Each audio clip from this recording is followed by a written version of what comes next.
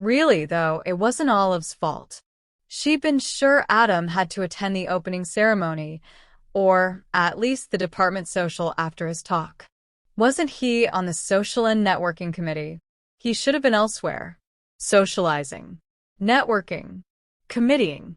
But here he was. Olive heard steps as he walked inside, then him stopping at the entrance of the bedroom, and she couldn't convince her eyes to meet his. She was a mess after all, a miserable, disastrous mess. But she should at least attempt to divert Adam's attention. Maybe by saying something. Anything. Hey. She tried to smile, but continued to stare down at her own hands. How did your address go? What happened?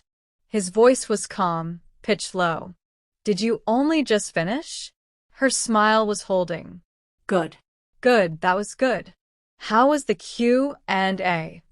What happened? Nothing. She didn't manage to finish the sentence.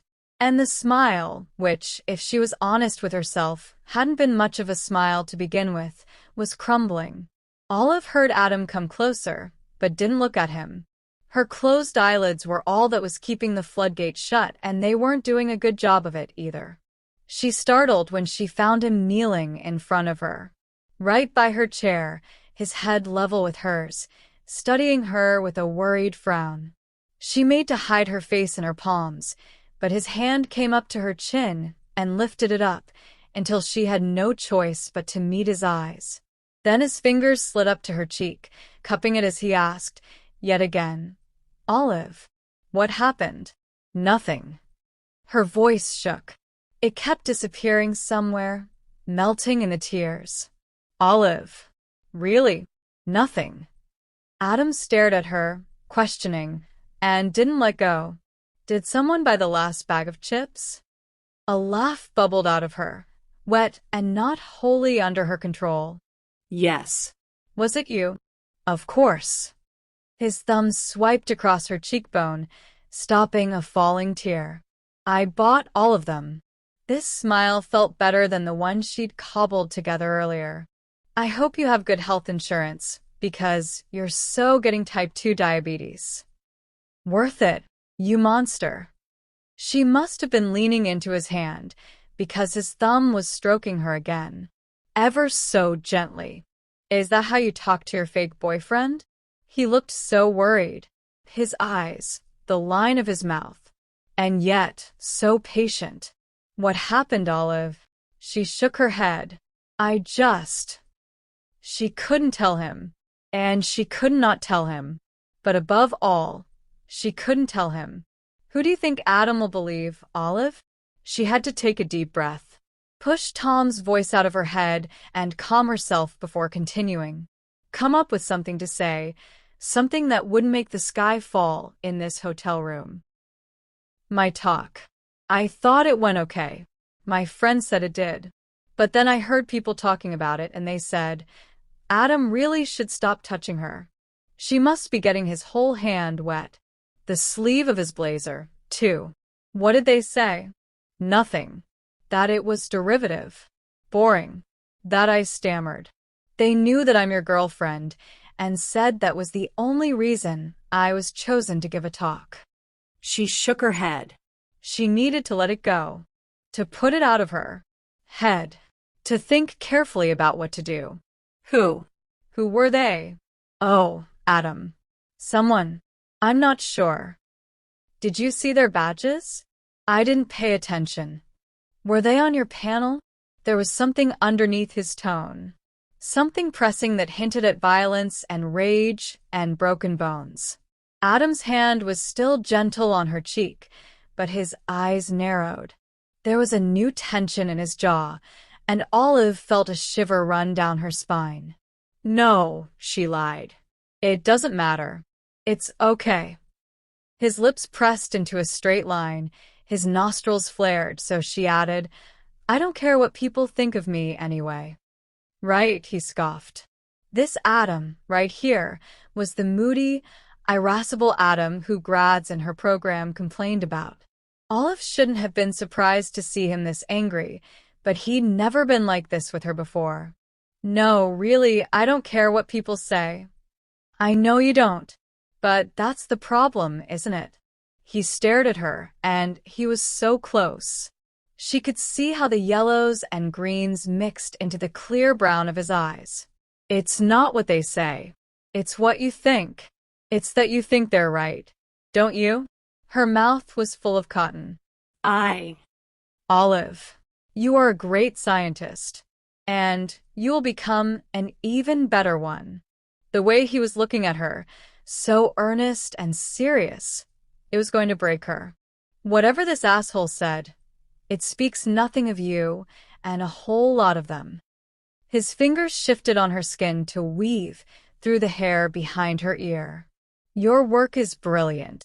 She didn't even think it through. And even if she had, she probably couldn't have stopped herself. She just leaned forward and hid her face in his neck, hugging him tight. A terrible idea, stupid and inappropriate, and Adam was surely going to push her away any minute now, except that. His palm slid to her nape, almost as if to press her into him, and Olive just stayed there for long minutes, crying warm tears into the flesh of his throat, feeling how grounding, how warm, how solid he was under her fingers and in her life. You just had to go and make me fall for you, she thought, blinking against his skin. You absolute ass. He didn't let her go. Not until she pulled back and wiped her cheeks again, feeling like maybe this time around she'd be able to hold it together. She sniffled, and he leaned over to grab a box of tissues from the TV table. I really am fine. He sighed. Okay, maybe. Maybe I'm not fine right now, but I will be. She accepted the tissue that he plucked for her and blew her nose. I just need a while, too. He studied her and nodded, his eyes unreadable again. Thank you. For what you said. For letting me snot all over your hotel room. He smiled. Anytime. And your jacket, too. Are you going to the department social? She asked, dreading the moment she would have to get out of this chair. Of this room. Be honest. That sensible, ever-knowing voice inside her whispered. It's his presence that you don't want to be out of. Are you? She shrugged. I said I would. But I don't feel like talking to anyone right now. She dried her cheeks once more, but miraculously the flow had stopped. Adam Carlson, responsible for 90% of the department's tears, had actually managed to make someone stop crying. Who would have thought? Though I feel like the free alcohol could really help. He stared at her pensively for a moment, biting the inside of his cheek. Then he nodded, seeming to reach some sort of decision, and stood with his hand held out to her. Come on. Oh. She had to crane her neck to look up at him. I think I'm going to wait a bit before We're not going to the social. What? Come on, he repeated, and this time Olive took his hand and didn't let go. She couldn't, with the way his fingers were closing around hers. Adam looked pointedly at her shoes until she got the hint and slipped them on, using his arm to keep her balance. Where are we going? To get some free alcohol. Well, he amended. Free for you. She almost gasped when she realized what he meant. No, Adam, no. You have to go to the department social. And to the opening ceremony. You're the keynote speaker. And I keynote spoke. He grabbed her red duffel coat from the bed and pulled her toward the entrance. Can you walk in those shoes? Yes, but I have my key card. We don't need yours. Adam. She grabbed his wrist, and he immediately turned to look at her. Adam, you can't skip those events. People will say that you. His smile was lopsided. That I want to spend time with my girlfriend? Olive's brain stopped. Just like that. And then it started again, and the world was a little different. When he tugged her hand again, she smiled and simply followed him out of the room. Chapter 15. Hypothesis. There is no moment in life that cannot be improved by food delivered by conveyor belt. Everyone saw them. People whom Olive had never met before, people whom she recognized from blog posts and science Twitter, people from her department who'd been her teachers in previous years. People who smiled at Adam, who addressed him by his first name, or as Dr. Carlson, who told him great talk, or see you around. People who completely ignored Olive, and people who studied her curiously, her and Adam, and the place where their hands were joined. Adam mostly nodded back, only stopping to chat with Holden. You guys skipping the boring shit? He asked with a knowing smile. Yep. I'll make sure to drink your booze then. And to extend your apologies. No need. I'll just say you had a family emergency. Holden winked. Perhaps future family emergency. How does that sound?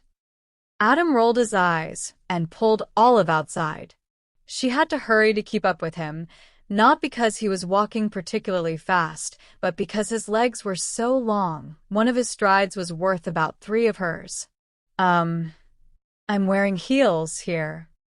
He turned to her, his eyes traveling down her legs, and then rapidly moving away. I know. You're less vertically challenged than usual. Her eyes narrowed. Hey, I'm 5'8". That's actually pretty tall.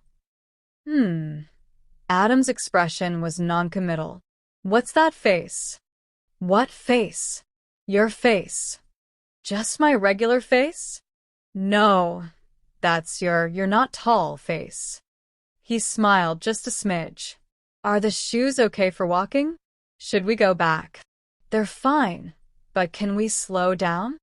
He feigned a sigh, but he did. His hand let go of hers and pushed against her lower back to steer her to the right. She had to hide a small shiver. So, she stuffed her fists in the pockets of her coat, trying to ignore how the tips of her fingers were still tingling. Those free drinks you mentioned? Do they come with food? I'll get you dinner. Adam's lips curved a little more. You're not a cheap date, though. She leaned into his side and bumped her shoulder against his biceps. It was hard not to notice that there was no give. I really am not. I fully plan to eat and drink my feelings. His smile was more uneven than ever. Where do you want to go, smartass? Let's see. What do you like? Aside from tap water and hard-boiled spinach. He gave her a dirty side look. How about burgers? Meh. She shrugged. I guess. If there's nothing else. What's wrong with burgers? I don't know. They taste like foot. They what? What about Mexican? Do you like Mexican? Burgers don't taste like. Or Italian. Pizza would be great. And maybe there's something celery-based that you could order. Burgers it is. Olive laughed. What about Chinese? Had it for lunch. Well, people in China have Chinese food multiple times a day, so you shouldn't let that stop you from... Oh. It took Adam 2 whole steps to realize that Olive had stopped in the middle of the sidewalk. He whirled around to look at her. What? There. She pointed to the red and white sign across the road. Adam's gaze followed, and for a long moment he simply stared, blinking several times. And then, no. There, she repeated, feeling her cheeks widen into a grin. Olive. There was a deep vertical line between his eyebrows. No. There are way better restaurants we can, but I want to go to that one. Why? Theirs. She moved closer to him and grasped the sleeve of his blazer. Please, please. Adam pinched his nose, sighed, and pursed his lips. But not 5 seconds later, he put his hand between her shoulder blades to guide her across the street. The problem, he explained in hushed tones as they waited to be seated, was not the sushi train, but the all-you-can-eat for $20. It's never a good sign, he told her, but his voice sounded more resigned than combative, and when the server ushered them inside, he followed her meekly to the booth. Olive marveled at the plates traveling on the conveyor belt weaving. Across the restaurant, unable to stop her open-mouthed grin, When she remembered Adam's presence and turned her attention back to him, he was staring at her with an expression halfway between exasperated and indulgent. "You know," he told her, eyeing a seaweed salad passing by his shoulder, "we could go to a real Japanese restaurant. I am very happy to pay for however much sushi you want to eat. But will it move around me?" He shook his head. "I take it back. You are a disturbingly cheap date." She ignored him and lifted the glass door, grabbing a roll and a chocolate donut. Adam muttered something that sounded a lot like "very authentic," and when the waitress stopped by, he ordered them both a beer. "What do you think this is?" Olive dipped a piece of sushi in her soy sauce. "Tuna or salmon?" "Probably spider meat." She popped it into her mouth. "Delicious." "Really?" He looked skeptical. It wasn't in all truth, but it was okay. And this was so much fun. Exactly what she needed to empty her mind of. Everything. Everything but here and now. With Adam. Yep. She pushed the remaining piece toward him, silently daring him to try it. He broke apart his chopsticks with a long-suffering expression and picked it up, chewing for a long time. "It tastes like foot." "No way." "Here." She grabbed a bowl of edamame from the belt. "You can have this. It's basically broccoli." He brought one to his mouth, managing to look like he didn't hate it. "We don't have to talk, by the way." Olive tilted her head. "You said you didn't want to talk to anyone back at the hotel. So we don't have to if you'd rather eat this." He glanced at the plates she had accumulated with obvious distrust. Food in silence. "You're not just anyone," seemed like a dangerous thing to say, so she smiled. "I bet you're great at silences." "Is that a dare?" She shook her head. "I want to talk. Just can we not talk about the conference? Or science? Or the fact that the world is full of assholes? And that some of them are your close friends and collaborators?" His hand closed into a fist on the table, jaw clenched tight as he nodded. "Awesome. We could chat about how nice this place is. It's appalling. Or the taste of the sushi. Foot. Or the best movie in the Fast and Furious franchise. Fast 5. Though I have a feeling you're going to say Tokyo Drift." "Right." He sighed, and they exchanged a small smile. And then the smile faded, and they just stared at each other, something thick and sweet coloring the air between them, magnetic and just the right side of bearable. Olive had to rip her gaze from his because no. She turned away, and her eyes fell on a couple at a table a few feet to their right. They were the mirror image of Adam and Olive, sitting on each side of their booth, all warm glances and tentative smiles. "Do you think they're on a fake date?" she asked, leaning back against her seat. Adam followed her gaze to the couple. "I thought those mostly involved coffee shops and sunscreen applications?" "Nah."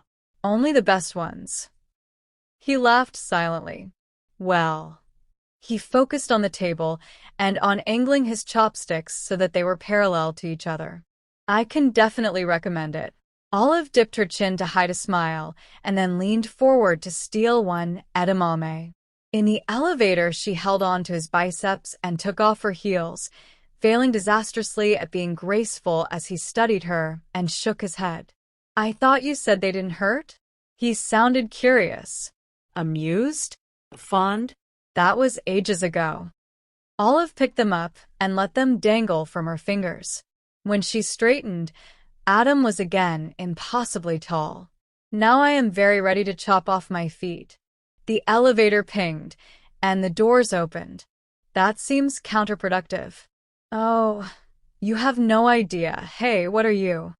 Her heart skipped what felt like a dozen beats when Adam swept her up into a full bridal carry. She yelped, and he carried her to their room, all because she had a blister on her pinky toe. Without much of a choice, she closed her arms around his neck and sank against him, trying to make sure she'd survive if he decided to drop her. His hands were warm around her back and knee, forearms tight and strong. He smelled amazing. He felt even better. You know, the room's only 20 meters away. I have no idea what that means. Adam. We Americans think in feet, Canada. I'm too heavy. You really are. The ease with which he shifted her in his arms to slide the key card belied his words. You should cut pumpkin-flavored drinks from your diet. She pulled his hair and smiled into his shoulder. Never. Their name tags were still on the TV table, exactly where they'd left them, and there was a conference program half open on Adam's bed, not to mention tote bags and a mountain of useless flyers. Olive noticed them immediately, and it was like having 1,000 little splinters pressed deep into a fresh wound. It brought back every single word Tom had said to her, all his lies and his truths and his mocking insults, and Adam must have known.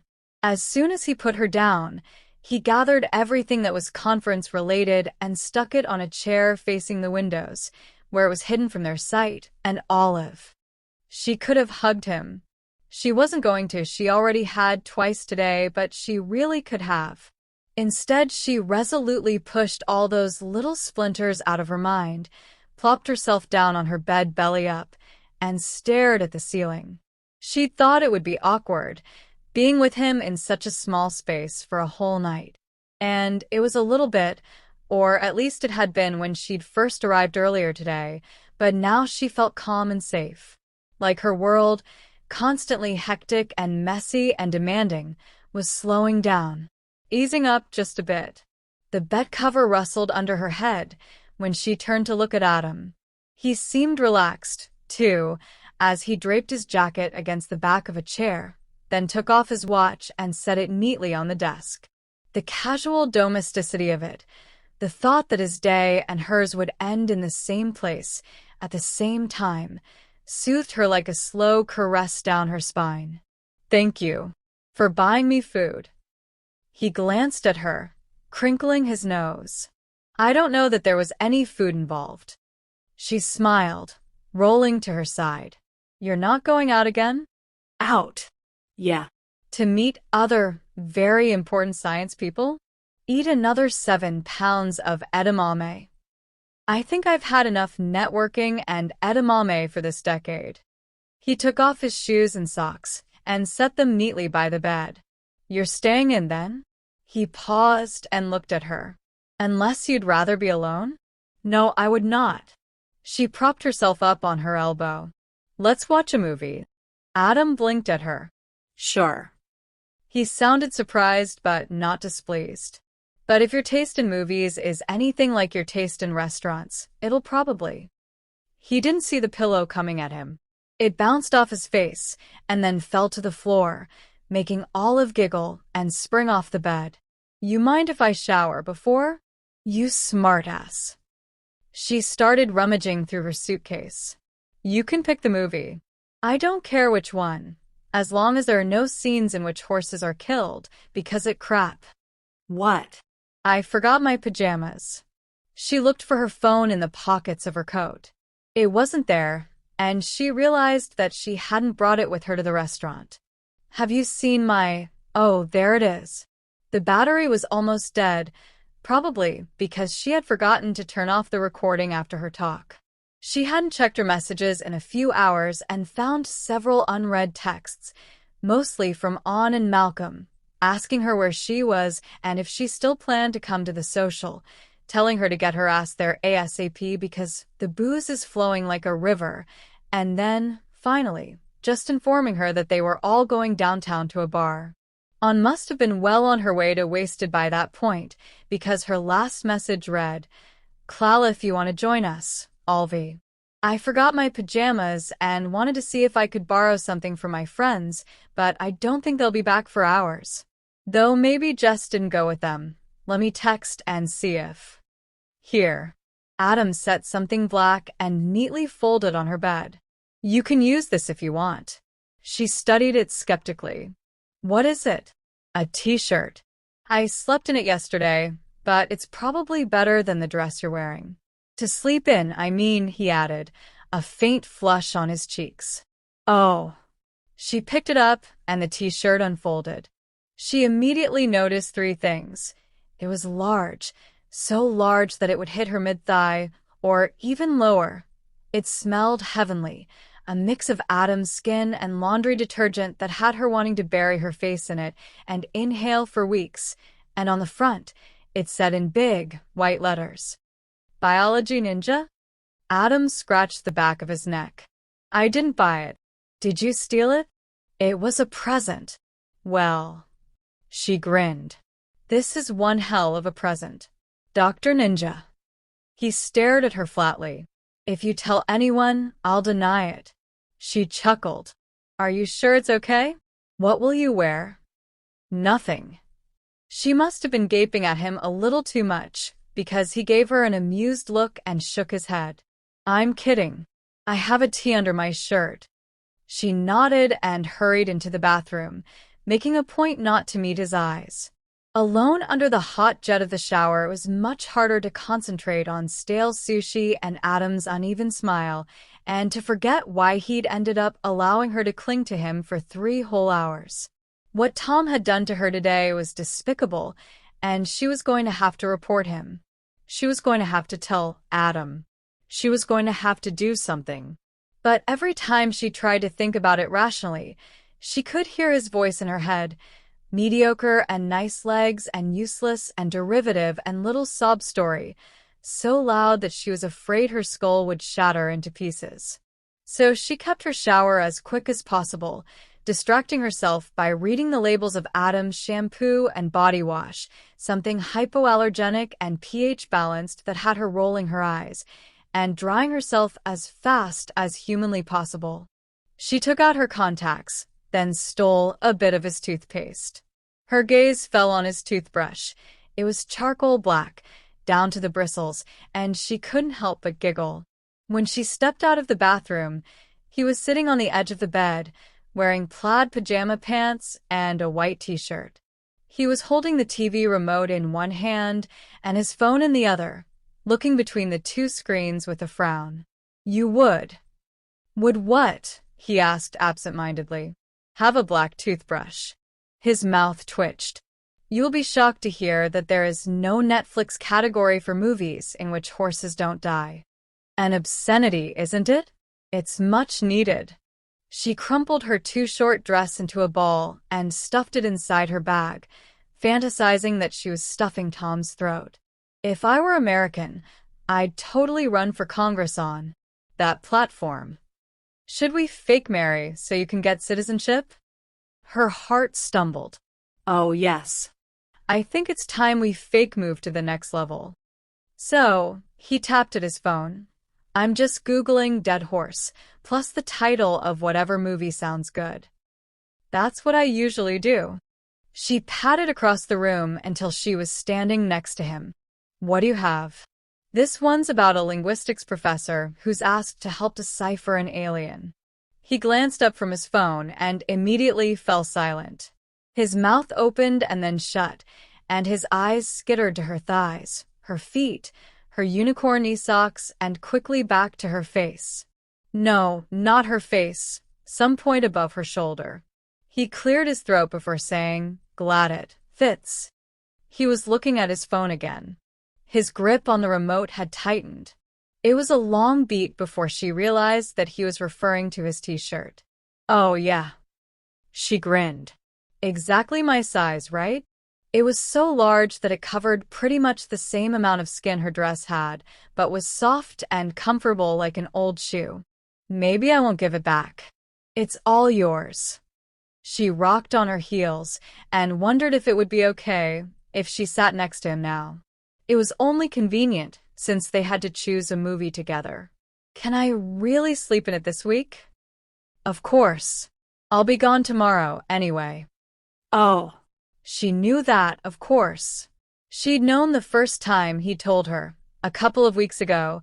She'd known this morning when she'd boarded the plane in San Francisco, and she'd known mere hours ago when she'd used that precise piece of information to comfort herself that no matter how awkward and stressful, her stay with Adam would at least be short-lived. Except that it wasn't awkward now. And it wasn't stressful. Not nearly as much as the idea of being apart from him for several days. Of being here, of all places without him. How big is your suitcase? Can I come with you? He looked up at her, still smiling, but he must have noticed something in her eyes, behind the joke and the attempted humor. Something vulnerable and imploring that she'd failed to adequately bury within herself. Olive. He dropped his phone and the remote on the bed. Don't let them. She just tilted her head. She was not going to cry again. There was no point in it. And she was not like this fragile, defenseless creature who second-guessed herself at every turn. At least, she didn't use to be. God, she hated Tom Benton. Let them. Don't let them ruin this conference for you. Or science. Or make you feel any less proud of your accomplishments. She looked down, studying the yellow of her socks as she buried her toes in the soft carpet. And then up to him again. You know what's really sad about this? He shook his head, and Olive continued. For a moment there, during the talk, I really enjoyed myself. I was panicky, close to puking for sure. But while I was talking to this huge group of people about my work and my hypotheses and my ideas, and explaining my reasoning and the trials and errors, and why what I research is so important, I felt confident. I felt good at it. It all felt right and fun, like science is supposed to be when you share it. She wrapped her arms around herself, like maybe I could be an academic down the road, a real one, and maybe make a difference. He nodded as though he knew exactly what she meant. I wish I had been there, Olive. She could tell he really did, that he regretted not being with her. But even Adam, indomitable, decisive, ever-competent Adam, couldn't be in two places at once, and the fact remained that he had not seen her talk. I have no idea if you're good enough, but that's not what you should be asking yourself. What matters is whether your reason to be in academia is good enough. That's what he told her years ago in the bathroom. What she'd been repeating to herself for years whenever she'd hit a wall. But what if he'd been wrong all along? What if there was such a thing as good enough? What if that was what mattered the most? What if it's true? What if I really am mediocre? He didn't reply for a long moment. He just stared, a hint of frustration in his expression, a thoughtful line to his lips. And then, low and even, he said, when I was in my second year of grad school, my advisor told me that I was a failure who would never amount to anything. What? Whatever she'd expected, that wasn't it. Why? Because of an incorrect primer design. But it wasn't the first time nor the last. And it wasn't the most trivial reason he used to berate me. Sometimes he'd publicly humiliate his grads for no reason. But that specific time stuck with me because I remember thinking, he swallowed and his throat worked. I remember being sure that he was right, that I would never amount to anything. But you have published articles in The Lancet, have tenure and millions of dollars in research grants, were keynote speaker at a major conference. Olive wasn't even sure what to bring up, so she settled for, you were a MacArthur Fellow. I was. He exhaled a laugh. And 5 years before the MacArthur grant, in the second year of my PhD, I spent an entire week preparing law school applications because I was sure that I'd never become a scientist. Wait, so what Holden said was true? She couldn't quite believe it. Why law school? He shrugged. My parents would have loved it.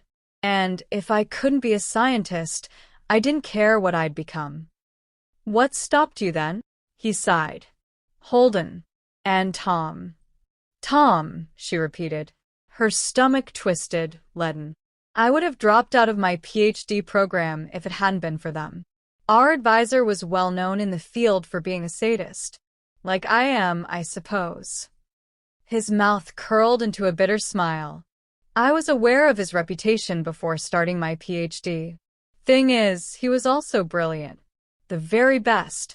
And I thought that I could take it, whatever he'd dish out at me, and that it would be worth it. I thought it would be a matter of sacrifice and discipline, and hard work. There was a strain to Adam's voice, as though the topic was not one he was used to discussing.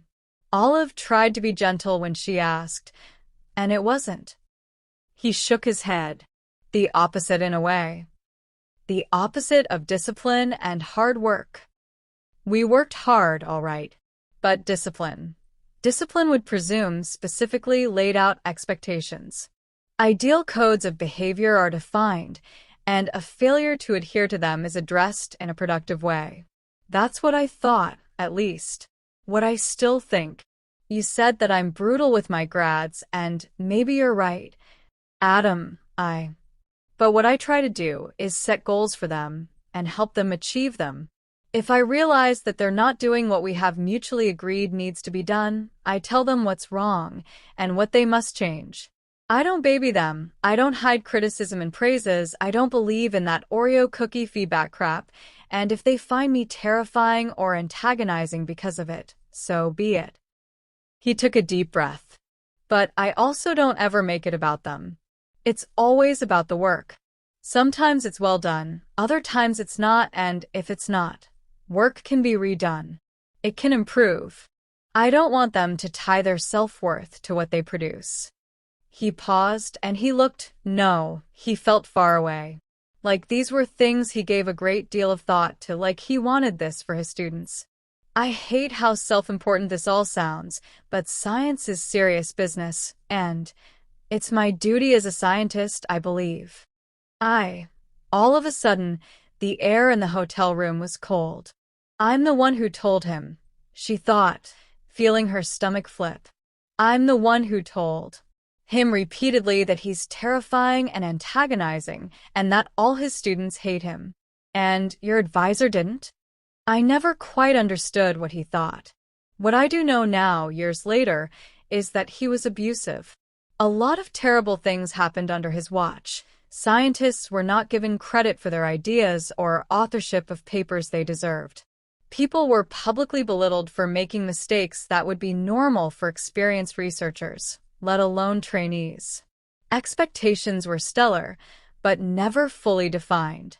Impossible deadlines were set arbitrarily, out of the blue, and grads were punished for not meeting them. PhD students were constantly assigned the same tasks, then pitted against each other and asked to compete for my advisor's amusement. Once he put Holden and me on the same research project and told us that whoever obtained publishable results first would receive funding for the following semester. She tried to imagine how it would feel if Dr. Aslan openly promoted a competitive environment between Olive and her cohorts.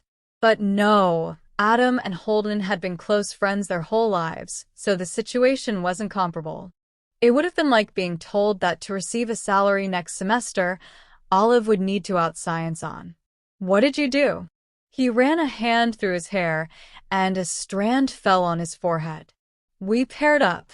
We figured that we had complementary skills. A pharmacology expert can achieve more with the help of a computational biologist and vice versa. And we were right. We ran a really good study. It was exhausting, but also elating, staying up all hours to figure out how to fix our protocols, knowing that we were the first to discover something. For a moment, he seemed to enjoy the memory. But then he pressed his lips together, rolling his jaw. And at the end of the semester, when we presented our findings to our advisor, he told us that we'd both be without funding because by collaborating we hadn't followed his guidelines. We spent the following spring teaching 6 sections of Introduction to Biology per week, on top of lab work.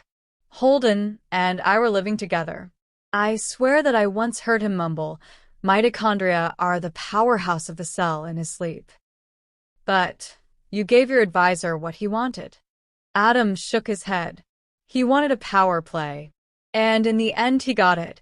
He punished us for not dancing to his tune and published the findings we brought to him without acknowledging our role in obtaining them. Her fingers fisted in the loose fabric of her borrowed t-shirt. Adam, I'm so sorry I ever compared you to him. I didn't mean to. It's okay. He smiled at her, tight but reassuring. It was not okay. Yes, Adam could be direct, painfully so. Stubborn and blunt and uncompromising. Not always kind, but never devious or malicious. Quite the opposite. He was honest to a fault and required from others the same discipline he clearly imposed on himself. As much as his grads complained about his harsh feedback or the long hours of work they were asked to put in the lab, they all recognized that he was a hands-on mentor without being a micromanager. Most of them graduated with several publications and moved on to excellent academic jobs. You didn't know. Still, she bit her lip, feeling guilty, feeling defeated, feeling angry at Adam's advisor and at Tom for treating academia like their own personal playground, at herself for not knowing what to do about it. Why did no one report him? He closed his eyes briefly. Because he was shortlisted for a Nobel Prize. Twice. Because he had powerful friends in high places and we thought no one would believe us. Because he could make or break careers. Because we felt that there was no real system in place to ask for help. There was a sour set to his jaw, and he was not looking at her anymore. It was so surreal, the idea of Adam Carlson feeling powerless. And yet his eyes told another story. We were terrified, and probably somewhere deep down we were convinced that we'd signed up for it and we deserved it. That we were failures who would never amount to anything. Her heart hurt for him. For herself. I'm so sorry. He shook his head again, and his expression somewhat cleared. When he told me that I was a failure, I thought he was right. I was ready to give up on the one thing I cared about because of it. And Tom and Holden, they had their own issues with our advisor, of course. Everyone did. But they helped me. For some reason, my advisor always seemed to know when something wrong was happening with my studies, but Tom mediated a lot between us. He took lots of crap, so I wouldn't have to. He was a favorite of my advisor's and interceded to make the lab less like a battle zone. Adam talking about Tom as though he were a hero made her nauseous, but she remained silent. This wasn't about her. And Holden. Holden stole my law school applications and made paper planes out of them. He was removed enough from what was happening to me that he could help me see things objectively. Just like I am removed from what happened to you today. His eyes were on her now. There was a light in them that she didn't understand. You are not mediocre, Olive. You were not invited to speak because people think that you are my girlfriend. There is no such thing, since SBD's abstracts go through a blind review process. I would know because I've been roped into reviewing them in the past. And the work you presented is important, rigorous, and brilliant. He took a deep breath. His shoulders rose and fell in time with the thudding of her heart. I wish you could see yourself the way I see you. Maybe it was the words, or maybe the tone. Maybe it was the way he'd just told her something about himself, or how he'd taken her hand earlier and saved her from her misery. Her knight in black armor. Maybe it was none of it, maybe it was all of it, maybe it was always going to happen. Still, it didn't matter. Suddenly, it just didn't matter, the why of it, the how, the after. All Olive cared about was that she wanted to, right now, and that seemed enough to make it all right. It was all so slow. The step forward she took to come to stand between his knees, the rise of her hand to his face, the way her fingers cupped his jaw. Slow enough that he could have stopped her, he could have pulled out of reach, he could have said something, and he did not. He simply looked up at her, his eyes a clear, liquid brown, and Olive's heart at once jumped and quieted when he tilted his head and leaned into her palm. It didn't surprise her. How soft his skin was beneath the night stubble, how much warmer than hers. And when she bent, for once taller than him, the shape of his lips under hers was like an old song, familiar and easy. It wasn't their first kiss, after all. Though it was different. Calm and tentative and precious, Adam's hand light on her waist as he tilted his chin up to her, eager and pressing, like this was something he'd thought of, like he'd been wanting it, too. It wasn't their first kiss, but it was the first kiss that was theirs, and Olive savored it for long moments. The texture, the smell, the closeness. The slight hitch in Adam's breath, the odd pauses, the way their lips had to work a little before finding the right angles, and some form of coordination. See? She wanted to say, triumphant. To whom? She wasn't sure. See? It was always going to be like this. Olive grinned into his lips. And Adam was already shaking his head when she pulled back, like a no had been waiting in his mouth all along, even as he returned her kiss. His fingers closed tight around her wrist, drawing her hand away from his face. This is not a good idea. Her smile faded. He was right. He was completely right. He was also wrong. Why? Olive. He shook his head again. Then his hand left her waist and came up to his lips, as if to touch the kiss they'd just shared, make sure it had really happened. This is no. He really was right. But why? She repeated. Adam's fingers pressed into his eyes. His left hand was still holding her wrist, and she wondered distractedly if he was even aware of it. If he knew that his thumb was swiping back and forth across her pulse. This is not what we're here for. She could feel her nostrils flare. That doesn't mean that. You're not thinking clearly. He swallowed visibly. You're upset and drunk, and I had 2 beers. Hours ago. You're a grad student, currently depending on me for a place to stay, and even if not, the power I have over you could easily turn this into a coercive dynamic that Olive laughed. I'm not feeling coerced, You're in love with someone else. She almost recoiled.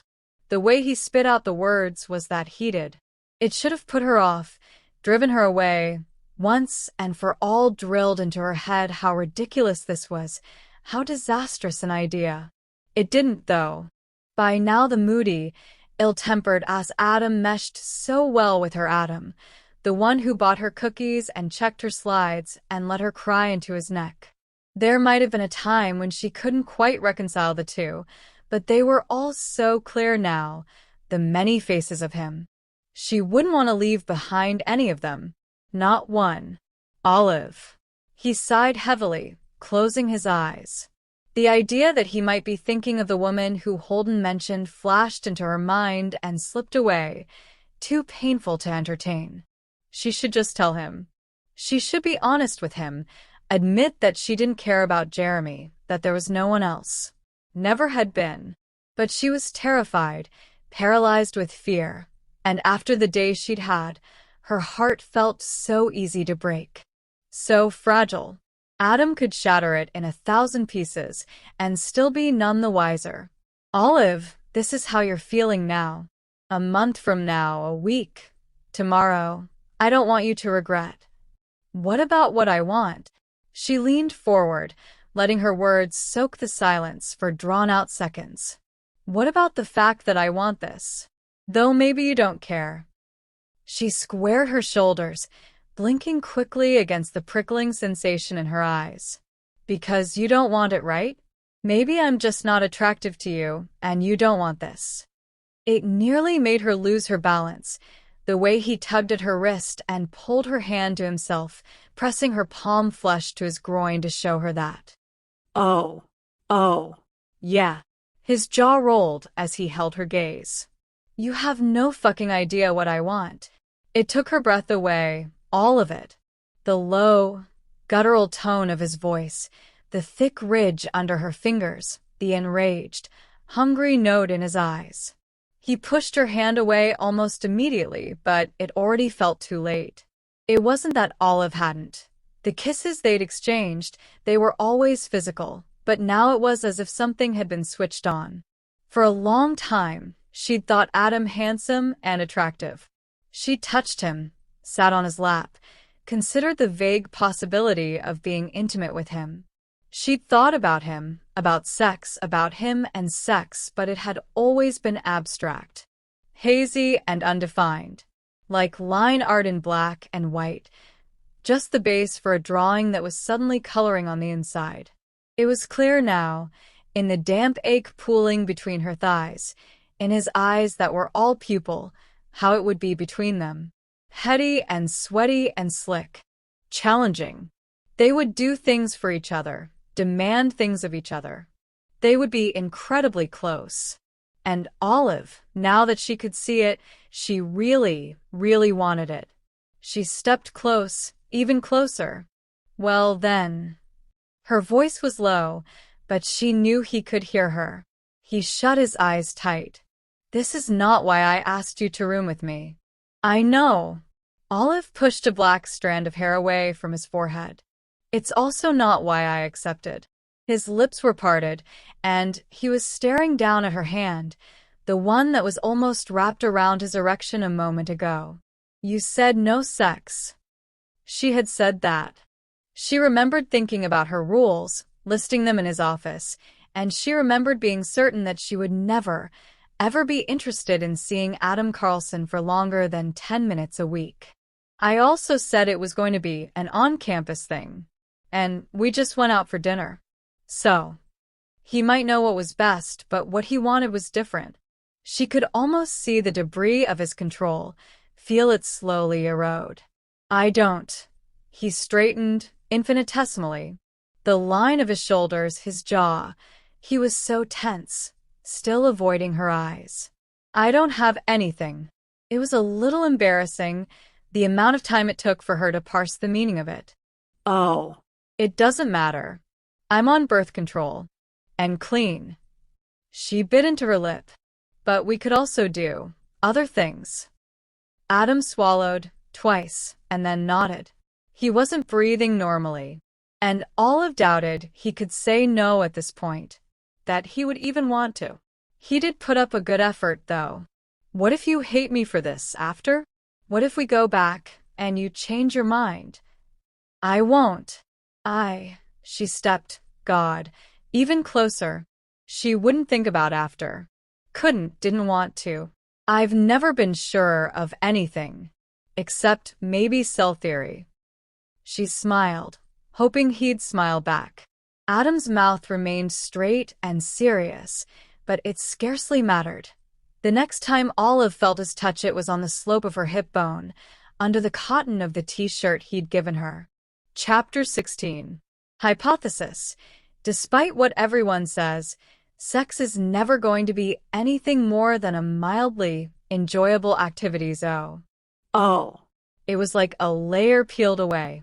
Adam yanked off the shirt he was wearing in one fluid movement, and it was as though the white cotton was only one of many things tossed in a corner of the room. Olive didn't have a name for what the other things were. All she knew was that a few seconds earlier he'd seemed reluctant, almost unwilling to touch her, and now he was not. He was running the show now, wrapping his large hands around her waist, sliding his fingertips under the elastic of her green polka-dot panties, and kissing her. He kisses, Olive thought, like a man starved. Like he'd been waiting all this time, holding back. Like the possibility of the two of them doing this had occurred to him in the past, but he'd set it aside, stored it away in a deep, dark place where it had grown into something fearsome and out of control. Olive thought she knew how it would be they'd kissed before, after all. Except she realized now that she had always been the one to kiss him. Maybe she was being fanciful. What did she know about different types of kisses, anyway? Still, something in her belly thrummed and liquefied when his tongue licked against hers, when he bit a tender spot on her neck, when he made a guttural noise in the back of his throat as his fingers cupped her ass through her panties. Under her shirt, his hand traveled up to her rib cage. Olive gasped and smiled into his mouth. You did that before. He blinked at her, confused, pupils blown large and dark. What? The night I kissed you in the hallway. You did it that night, too. I did what? You touched me. Here. Her hand slid to her ribs to cover his through the cotton. He looked up at her through dark lashes and began to lift a corner of her shirt, up her thighs and past her hip until it caught right under her breast. He leaned into her, pressing his lips against the lowest part of her ribs.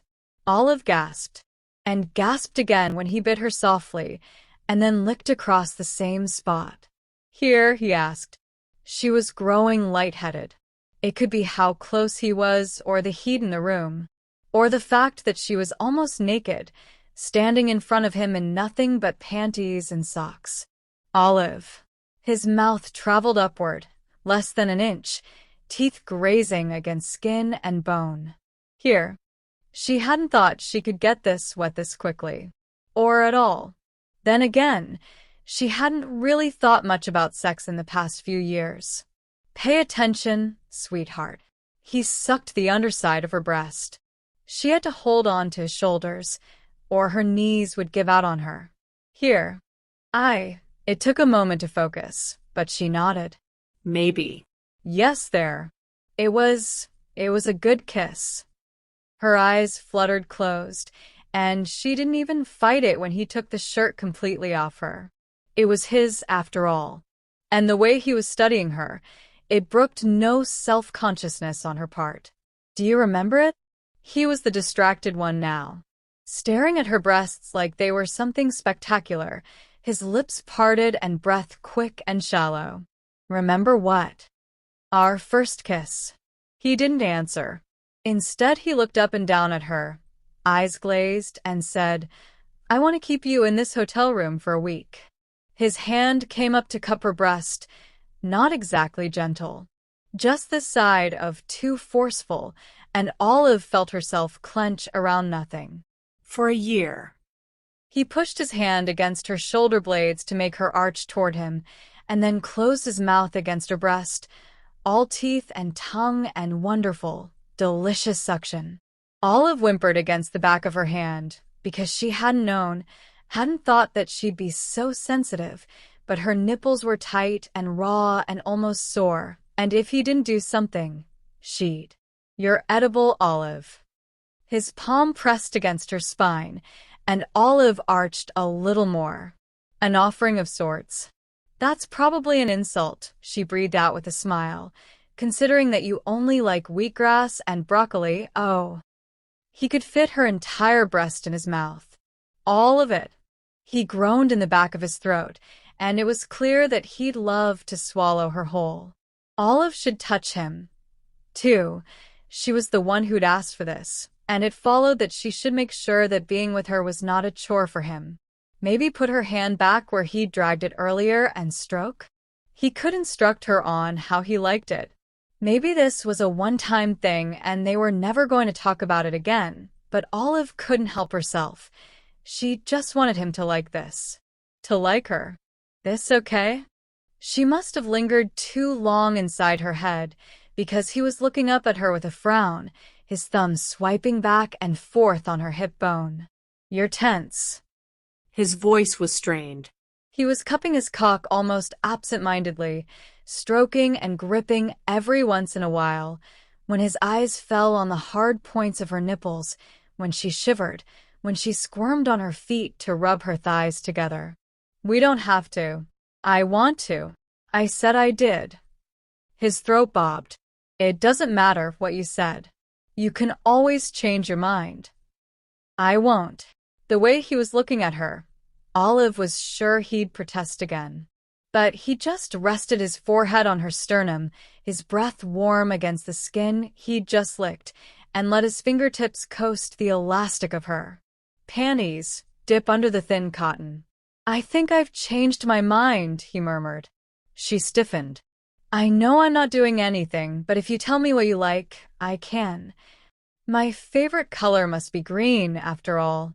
She exhaled when his thumb pressed between her legs, brushing against fabric that was already dark and wet.